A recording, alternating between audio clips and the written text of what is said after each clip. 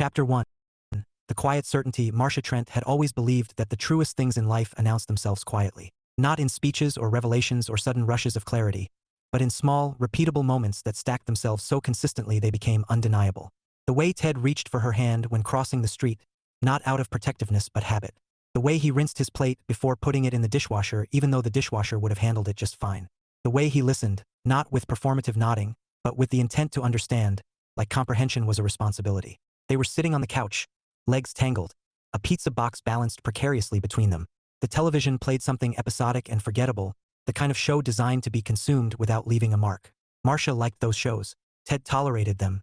He held a slice by the crust, grease soaking into the napkin folded beneath his fingers. He chewed thoughtfully, eyes on the screen but not really watching. Marriage isn't something you hide from, he said. Marsha blinked. What? He swallowed. Or take a break from. People talk about it like it's a feeling you can step away from when it gets hard. She turned toward him, tucking her legs under herself. You've been thinking about this during the alien autopsy episode? It's a medical drama, he said. And yes, she smiled despite herself. Okay, continue. It's not about love, he went on. Not really. Love matters, but it's not the foundation. Commitment is. Promises. Responsibility. Trust isn't a shield for bad behavior. It's the most fragile thing there is. You guard it like there aren't any second chances. Because there aren't, she said quietly. He nodded. When someone breaks your trust, it's not about anger. It's realizing they were capable of something you never imagined. That changes how you assess everything else. Marsha studied his profile, the calm certainty in his voice. He wasn't pitching an idea. He wasn't auditioning. He was explaining how the world worked as he understood it. I like how you think, she said. That makes one of us, he replied. She laughed and nudged his shoulder. You're impossible. Accurate, he said, and finally looked at her. The corner of his mouth lifting into that infuriating, knowing smirk. That smirk had been the bane of her existence since their third date. Ted Bailey had a dry sense of humor so arid it required interpretive skills. Marsha never knew when he was joking until after he let the silence stretch just long enough to make her doubt herself. Then came the smirk. Always the smirk. It drove her crazy. She loved it. They were honest with each other in a way that felt intentional, not invasive. No interrogations. No strategic vulnerability. They shared because they chose to, not because honesty was currency to be traded. They were together because they wanted to be. Every day. On purpose. The problem wasn't Ted. The problem was her family. The more serious things became, the more her family seemed compelled to inventory his shortcomings. He was too quiet. Too rigid. Too serious. He worked too much. He didn't work enough. He wasn't expressive. He was too analytical. All things Marsha already knew. All things she loved. The article popped up on her phone one afternoon while she was sprawled on the floor, back against the couch, Ted at the table sorting mail. She snorted. Wow. What? He asked without looking up. This blog claims women get angry over the most ridiculous things. There's a test. He glanced at her. That tracks. She sat up.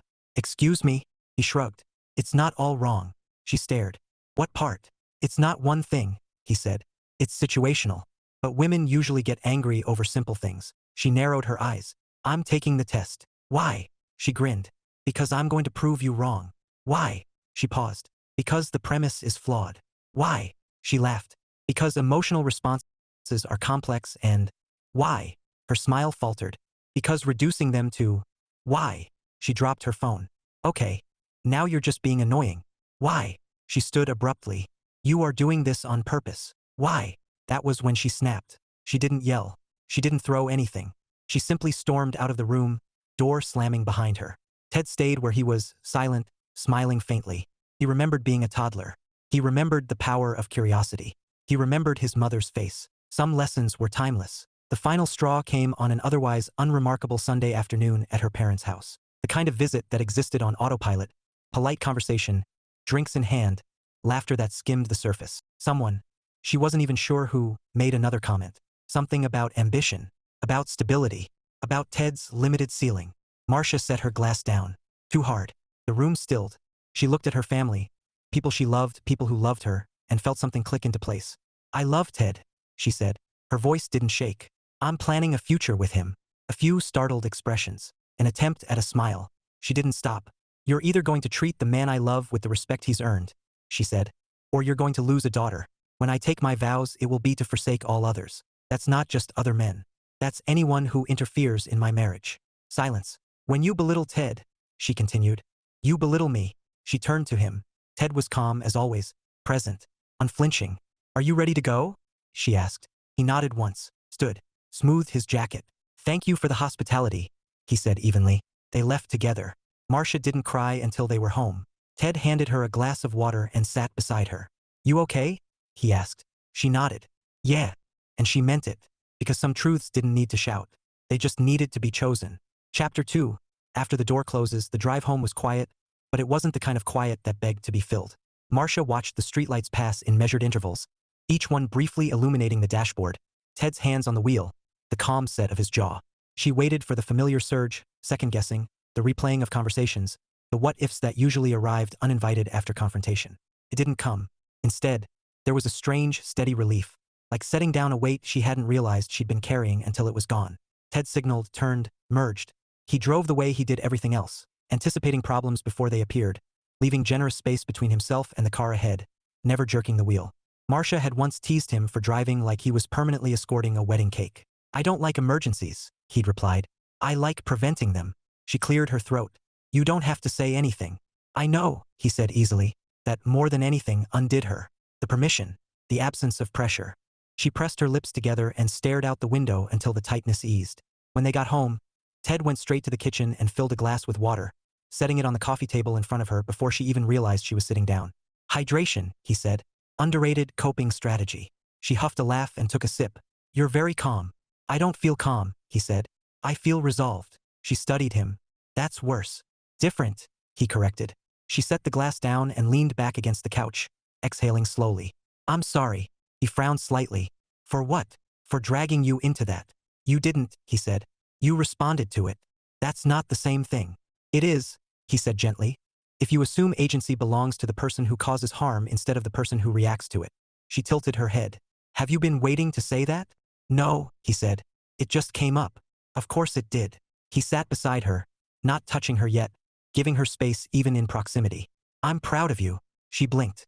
"You don't have to." "I know," he said again. "But I want to." Her throat tightened. She leaned into him then, her shoulder fitting under his arm as if it had been designed that way.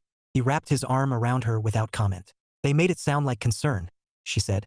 "Like they were just looking out for me. They probably believe they are. That doesn't make it okay." "No," he agreed. "Intent doesn't erase impact." She sighed. "I hate that this even has to be a thing." "It doesn't have to be forever," he said.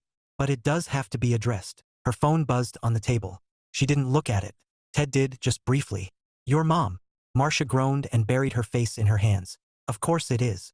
Do you want me to leave the room?" "No," she said quickly, then paused. "Actually, yes, just for a minute." He stood without hesitation. "I'll be in the kitchen. Yell if you need backup or snacks." She smiled despite herself. "Both may be required." The phone buzzed again, then stopped, then buzzed again. Marsha picked it up and answered. "Hi, Mom." There was a breath on the other end. Controlled, careful, the sound of someone preparing to be reasonable. "Marsha," her mother said. "That was unnecessary." Marsha closed her eyes. "It was overdue. We were just trying to have a conversation." "No," Marsha said. "You were trying to make a point. There's a difference." Pause. "You embarrassed us." Marsha opened her eyes. "You disrespected the man I love. We have concerns." "I know," Marsha said. "You've been very clear about that." Another pause, longer this time. "You didn't have to threaten to cut us off." "I didn't threaten," Marsha said. "I set a boundary." Her mother sighed. "He's changed you." Marsha felt the familiar spark of anger, sharp but contained. "No, I changed because I grew up." Silence stretched between them, taut and fragile. "We love you," her mother said finally. "I know," Marsha replied. "But love without respect isn't enough." She ended the call before the conversation could circle back on itself. When she set the phone down, her hands were shaking. Ted reappeared instantly, kneeling in front of her. "Hey," she laughed weakly. "I didn't yell, but I might need snacks." He smiled. "Already on it." They ate quietly, the normalcy grounding her. After a few minutes, she spoke again. "I meant what I said," she told him. "About marriage. About choosing you." He nodded. "I know. That didn't scare you?" "No," he said. "It clarified things." She studied him. "You're really okay with all of this?" "I'm not okay with you being hurt," he said. "But I'm okay with conflict that leads somewhere better." She leaned back, considering that. "You really believe systems work?" "They do," he said. "When you understand them. When you respect the people inside them. And when they don't? Then you adjust," he said. "Or you leave." Her phone buzzed again. This time, she ignored it without hesitation. Ted watched her, something thoughtful in his expression. You know, he said, this isn't a referendum on us. I know. It's a test of boundaries. She nodded. I've never been great at those. You did fine, he said. You were clear. You didn't escalate. You didn't apologize for existing. She smiled faintly. High praise. He shrugged. I work in logistics.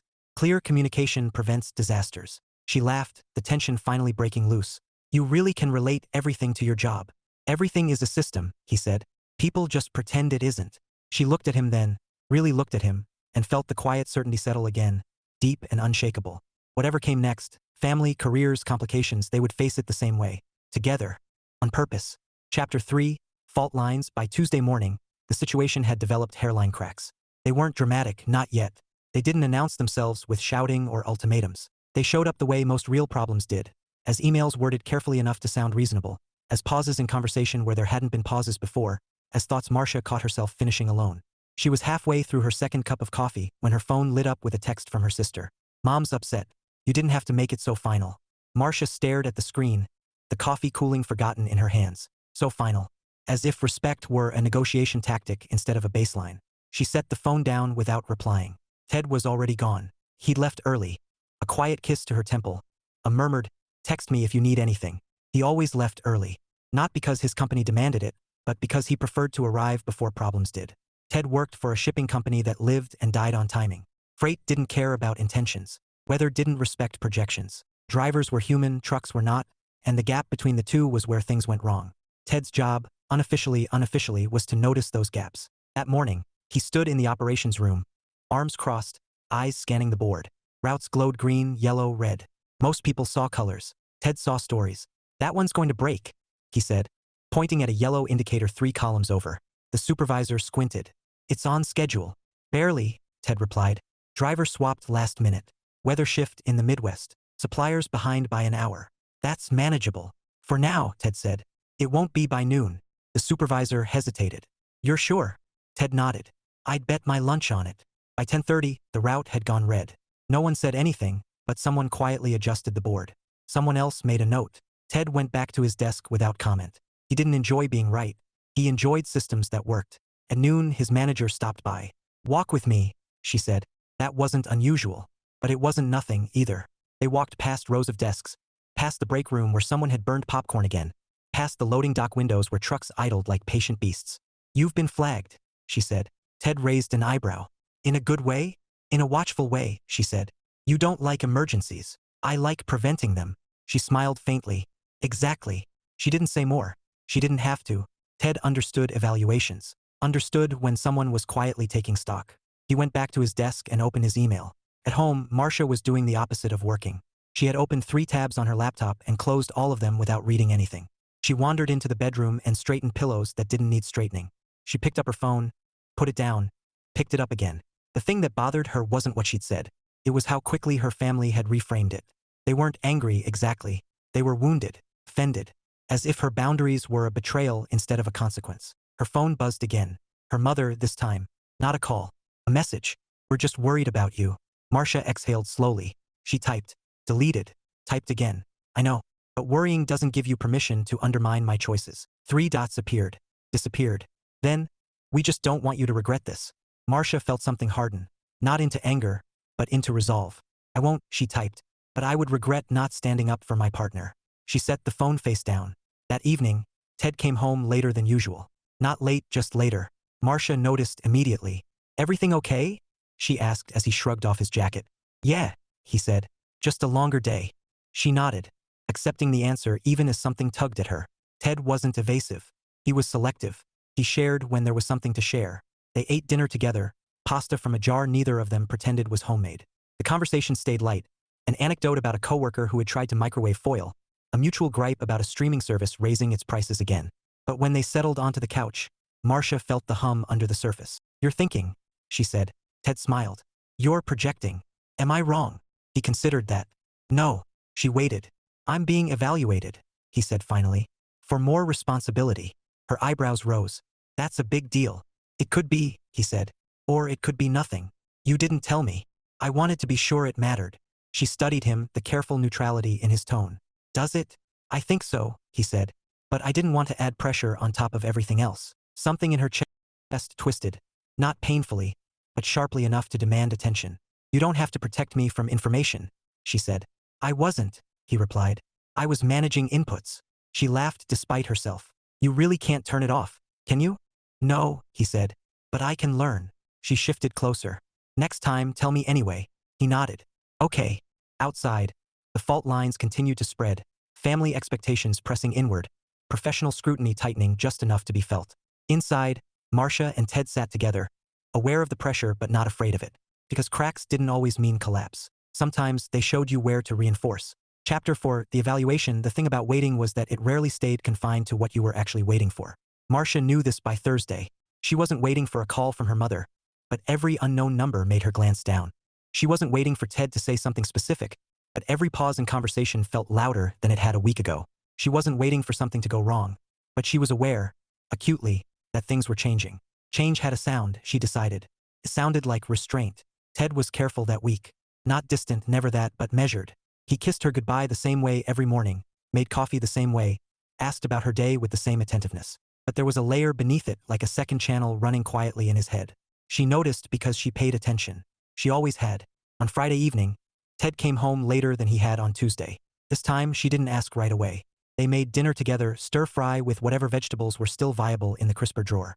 Ted chopped with precision, lining the pieces neatly on the cutting board. Marsha leaned against the counter, watching him. You're being quiet, she said finally. So are you. She smiled. I'm gathering data. About you. He raised an eyebrow. That feels ominous. Only if you're hiding something. I'm not, he said easily. She studied his face, searching for the tell she knew as well as her own reflection. Ted didn't lie. He didn't even bend the truth. But he did compartmentalize. She set her fork down after dinner. Okay, what aren't you saying? He didn't answer right away. He rinsed his plate, set it in the dishwasher, wiped the counter. Only then did he sit across from her at the table. I had a meeting, he said. Her stomach dipped. About the evaluation? Yes. And they're serious, he said. More than I expected. Her face lit up before she could stop it. Ted, there's a catch. Of course there was. They want to move me, he said. Not permanently, but for a while. Different hub. More responsibility. How long is a while? 6 months. Maybe a year. Marsha absorbed that, her excitement reshaping itself into something heavier but still solid. That's big. It is. You didn't tell me. I was waiting until I had full information. She exhaled slowly. You know how that feels from my side, right? Yes, he said. That's why I'm telling you now. She nodded, accepting the answer even as something inside her bristled. Not anger, uncertainty. She hated that feeling more. Where? She asked. Chicago. She blinked. That's not close. No. Silence settled between them, not uncomfortable but charged. So, she said carefully, what are you thinking? Ted folded his hands. I'm thinking it's an opportunity, and I'm thinking it's disruptive, and I'm thinking I don't want to make decisions that assume you'll just adapt. Her chest tightened. I don't want you to make decisions that assume I won't. He looked at her then, really looked at her, like he was recalibrating something internal. I don't want to repeat patterns, he said. What patterns? My parents, he said. My dad made decisions. My mom adjusted. No one ever asked if she wanted to. Marsha softened. You're not your father. I know, he said. But systems repeat unless you actively redesign them. She smiled faintly. You really can't stop with the systems. Why would I? He asked. They work. She reached across the table and took his hand. Okay, then let's design this one together. His shoulders eased, just slightly. That's what I want. Later that night, Marsha lay awake longer than Ted, listening to his steady breathing. Her mind churned not with fear but with logistics, distance, time zones, her job, his schedule.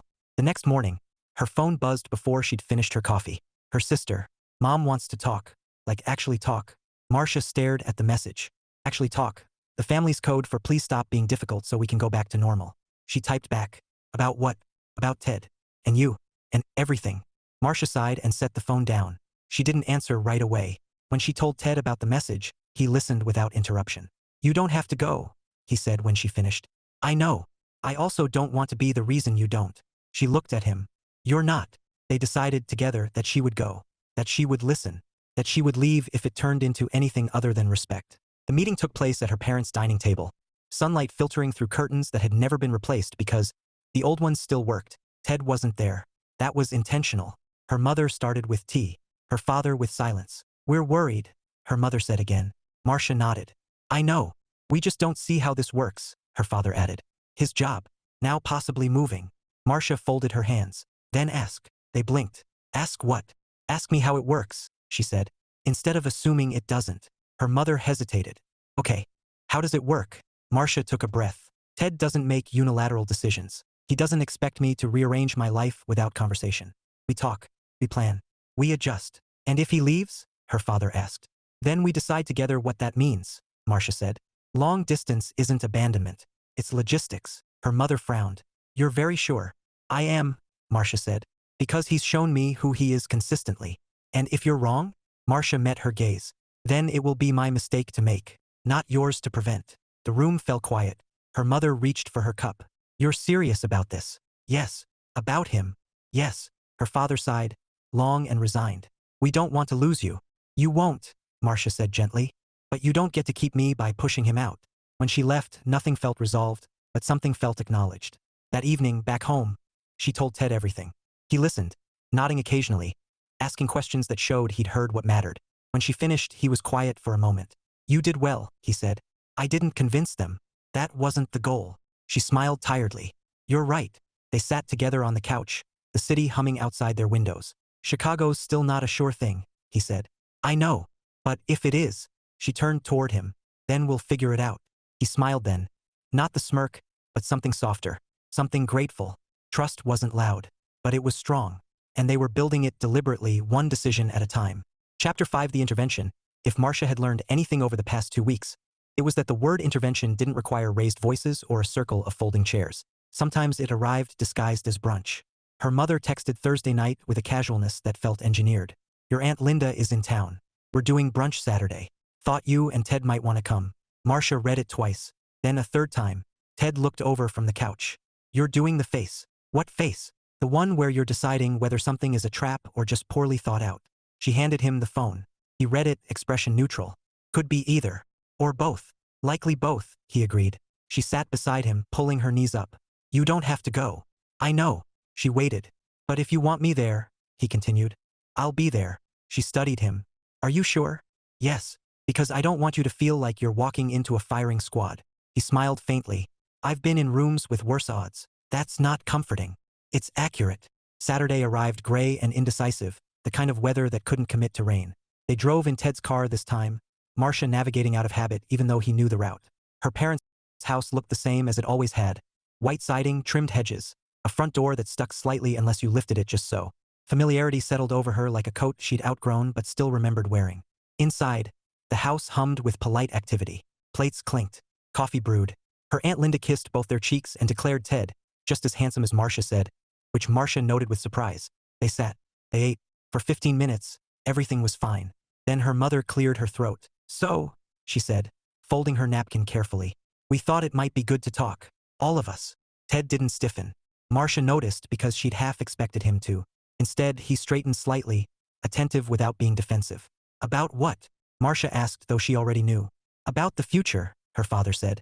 About expectations. Marsha felt Ted's knee brush hers under the table. A small, grounding point of contact. Her Aunt Linda leaned forward. Your mother's just worried, sweetheart. Marsha nodded. I know. And we all want what's best for you, her mother added. Ted spoke then, calmly. I understand concern. Truly. But I want to be clear. I'm not here to be evaluated. The table went quiet. Her mother blinked. No one's evaluating you. Ted met her gaze, respectful but steady. Then let's talk like equals. Marsha's heart thudded, pride and nerves tangling together. Her father cleared his throat. We just don't understand where this is going. Ted nodded. That's fair. I can explain if you want. Her mother hesitated, then nodded. I'm being considered for increased responsibility at work, Ted said. That may involve a temporary move. Nothing is decided yet. Marsha's aunt frowned. Temporary? Yes, Ted said. 6 months to a year, potentially. Her mother looked at Marsha. And you're okay with that? Marsha answered without hesitation. We're talking about it. Together. Ted continued. I don't make decisions that assume Marsha will adapt without input. That's not how I operate. Her father studied him. And marriage? Ted didn't rush the answer. Marriage, to me, is commitment. Responsibility. Choosing someone every day, even when it's inconvenient. Marsha smiled slightly. She'd heard these words before, but hearing them here, spoken without performance, felt different. It's not about romance, Ted went on. It's about trust, and trust doesn't survive contempt. The word landed softly but firmly. Her mother stiffened.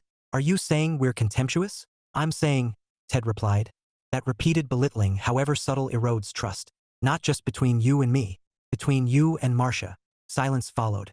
Not shocked silence, thinking silence. Her Aunt Linda broke it. Well, he's certainly direct. Ted inclined his head. I try to be honest. Her mother exhaled. We didn't realize, Marsha cut in gently. I did tell you. Her mother's lips pressed together. Her father leaned back in his chair. You seem steady. Ted smiled faintly. I prefer predictable systems. Marsha laughed despite herself, and the tension eased just a fraction. Her mother looked between them. You're serious about this? Yes, Marsha said. Ted nodded. Very. Another pause. This one softer. Well, her aunt said, clapping her hands lightly. Who wants more coffee? It wasn't resolution, but it wasn't war. On the drive home, Marsha let out a long breath she hadn't realized she'd been holding. That went better than expected, she said. Ted nodded. Low bar. She laughed. True. They drove in companionable quiet for a few minutes. Thank you, she said finally. For what? For being you in that room, she said. Not smaller, not louder, just you. He glanced at her. I wasn't doing it for them. I know. That night, as they lay in bed, Marsha felt the shape of things settling. Not into certainty, but into alignment. Families didn't change overnight. Careers didn't either. But respect could grow.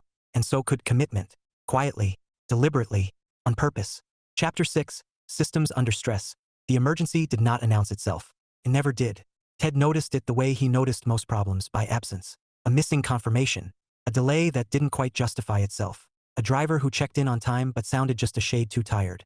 He was 3 sips into his morning coffee when the board flickered yellow in a place it shouldn't have. That was enough.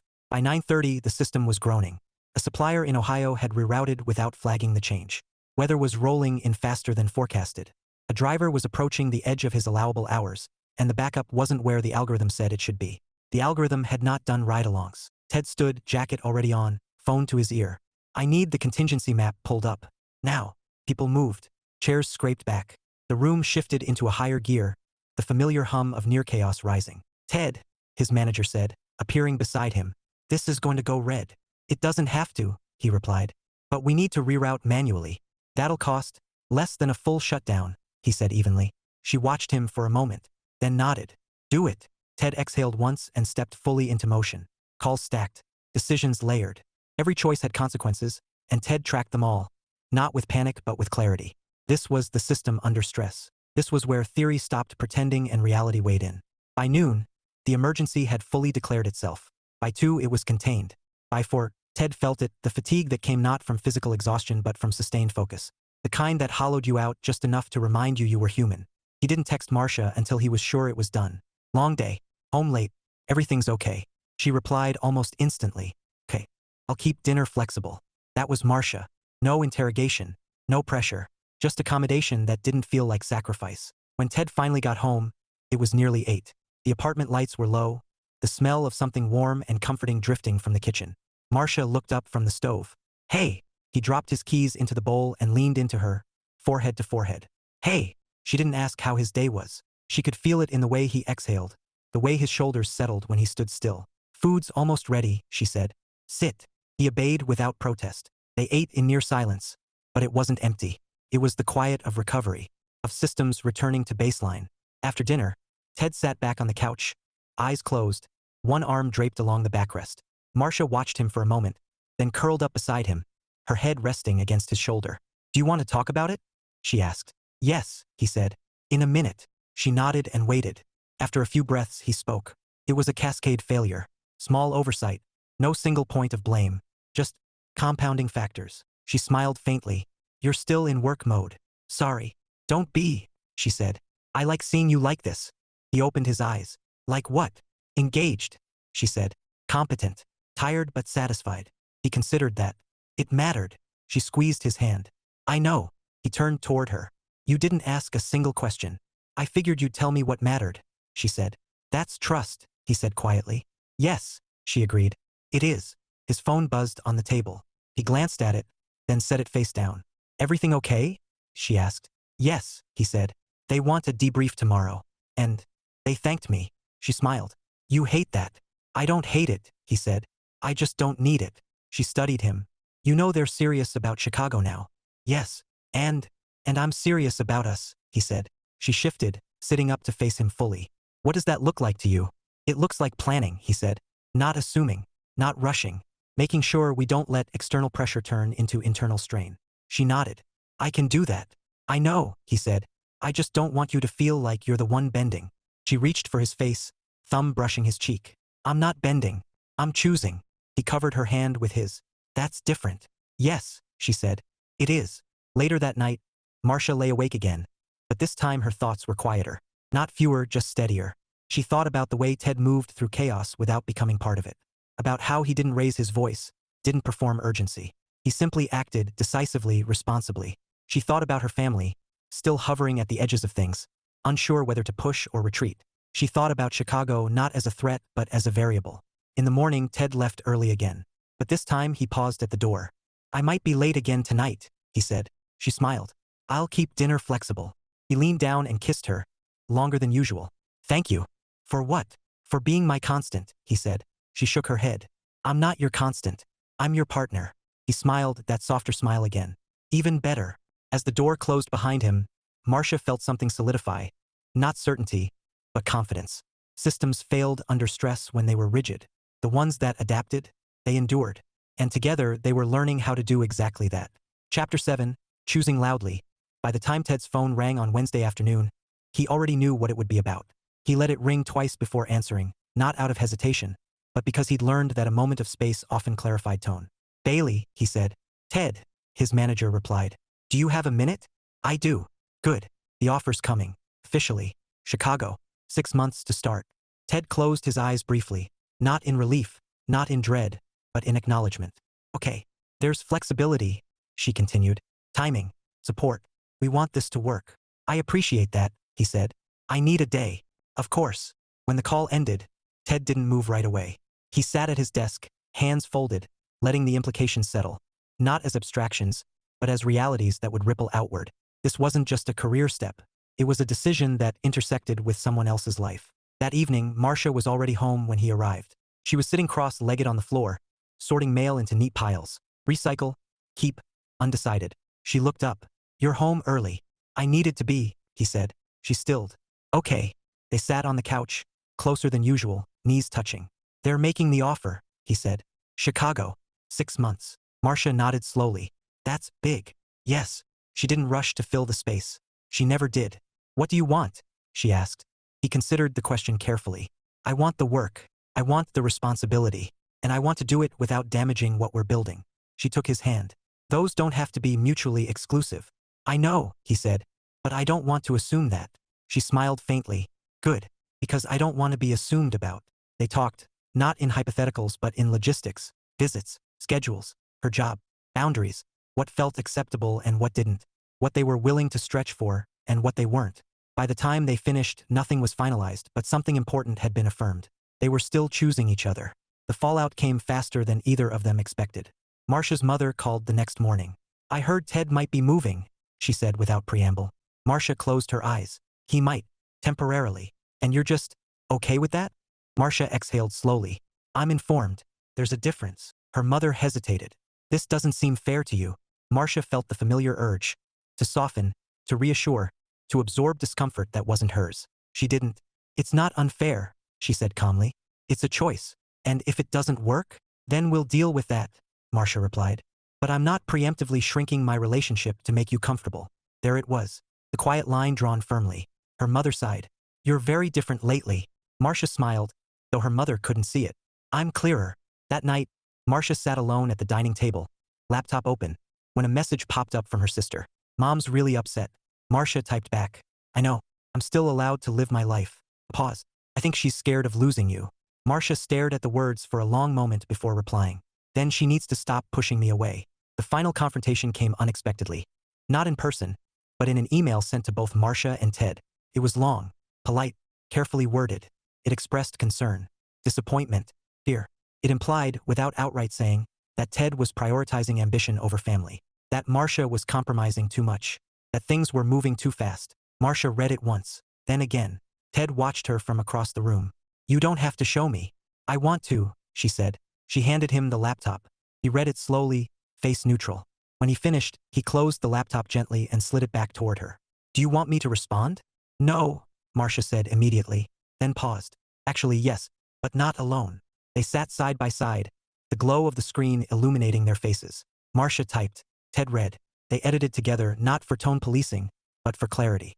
The response was concise, respectful, unapologetic. We understand your concerns, but our relationship is not a negotiation. We make decisions together, intentionally, with full awareness of the challenges involved. We ask that you respect that, even if you don't fully understand it.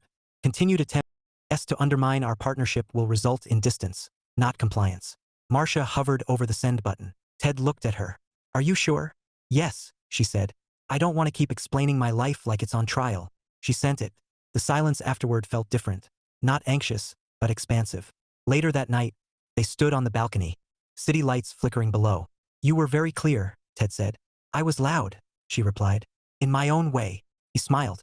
It mattered. She leaned against him. I didn't do it for them. I know, he said. You did it for us. She tilted her head up, studying his face. You okay with everything this costs? He didn't answer right away. Yes, he said finally. Because it's aligned. She smiled softly. Choosing loudly didn't mean shouting. Sometimes it meant standing still while the world adjusted around you. And for the first time, Marsha felt no pull in opposite directions. Just forward. Chapter 8, On Purpose, the decision, when it came, arrived without ceremony. Ted accepted the Chicago assignment on a Thursday afternoon, after one last conversation that asked fewer questions than it answered. He didn't negotiate the prestige. He negotiated the support. Time home. Flexibility. A system that acknowledged that people did not stop being people when promoted. His manager smiled when he did. That's why we want you, she said. He didn't tell Marsha right away. Not because he was withholding, but because he wanted to tell her in person, without the interference of fatigue or half attention. He left work early, stopped at the small bakery she liked, the one that burned everything just slightly and pretended it was intentional, and drove home with a paper bag warm against his palm. Marsha was on the balcony when he arrived, laptop open, hair twisted up in a way that meant she'd been thinking hard for a while. You're early, she said, surprised. I wanted to be, he replied. She closed the laptop. That's my favorite reason. They sat together at the small kitchen table, the city humming below them. Ted set the bag down between them. Bribe? She asked. Peace offering, he said.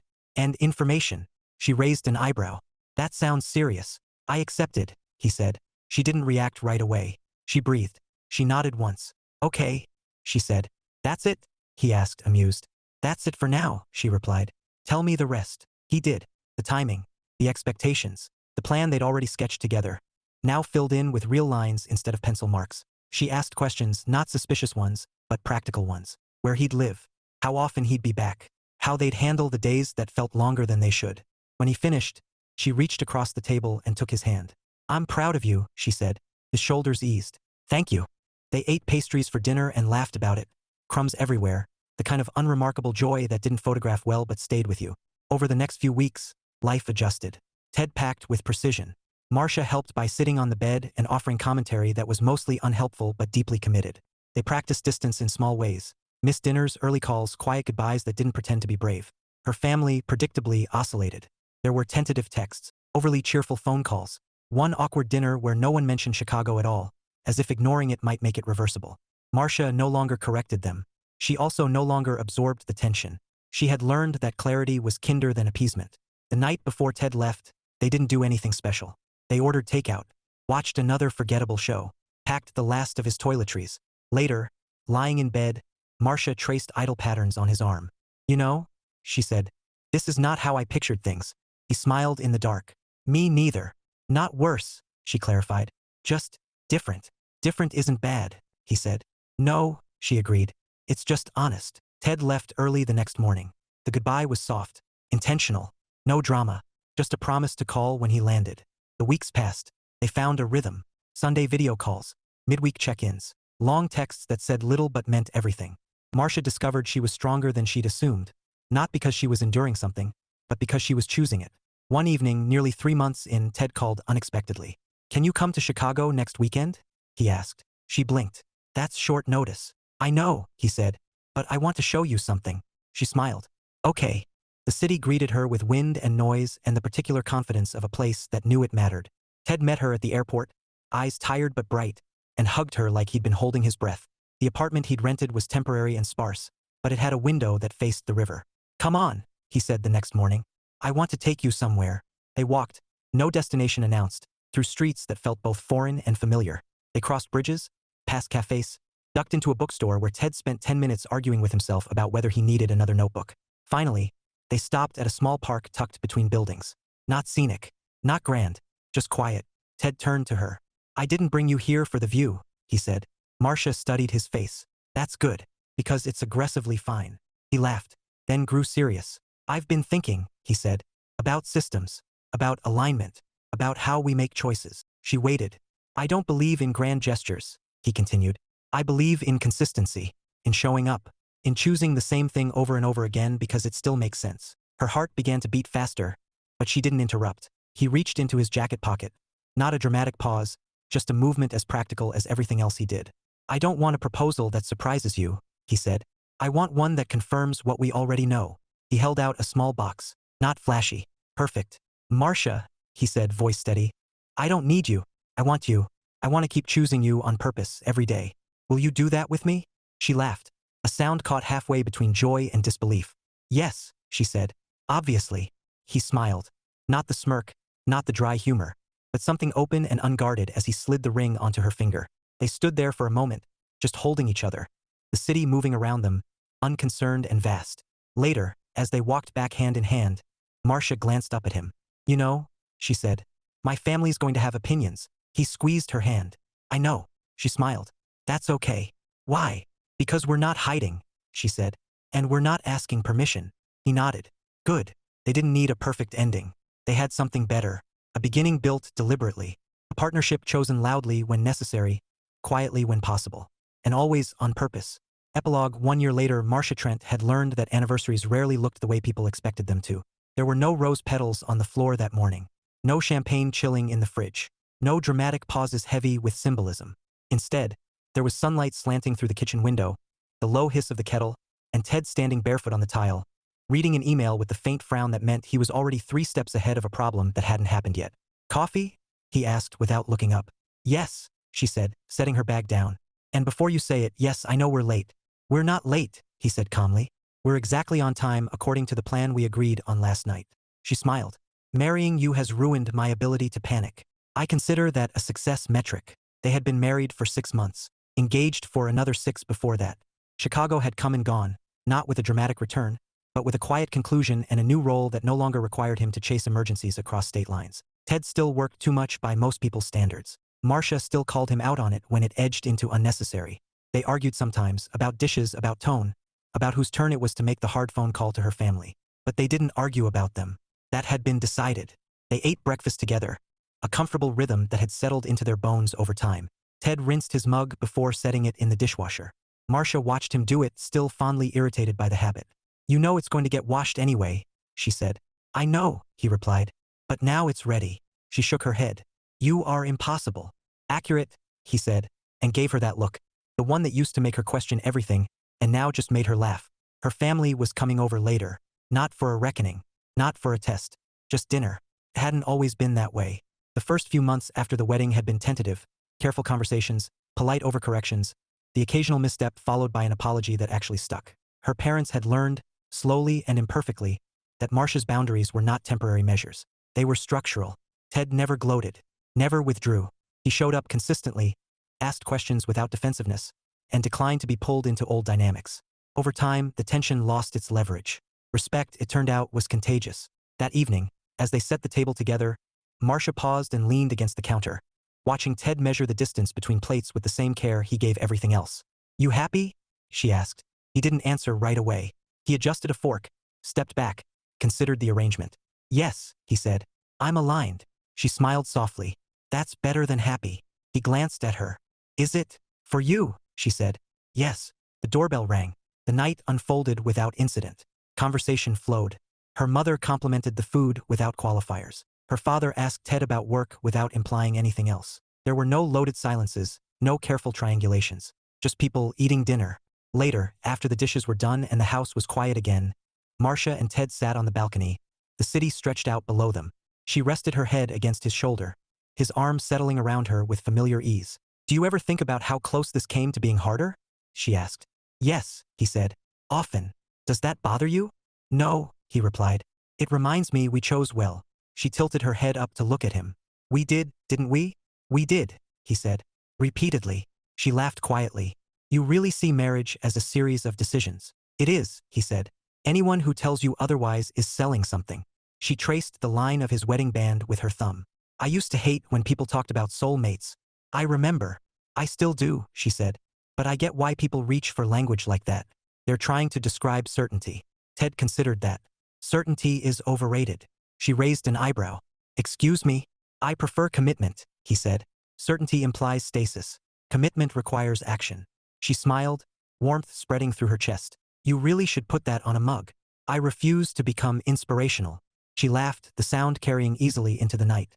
A year ago, she had stood in a quiet park and said yes, not to a fantasy, not to a perfect plan, but to a person who had shown her who he was in moments that mattered.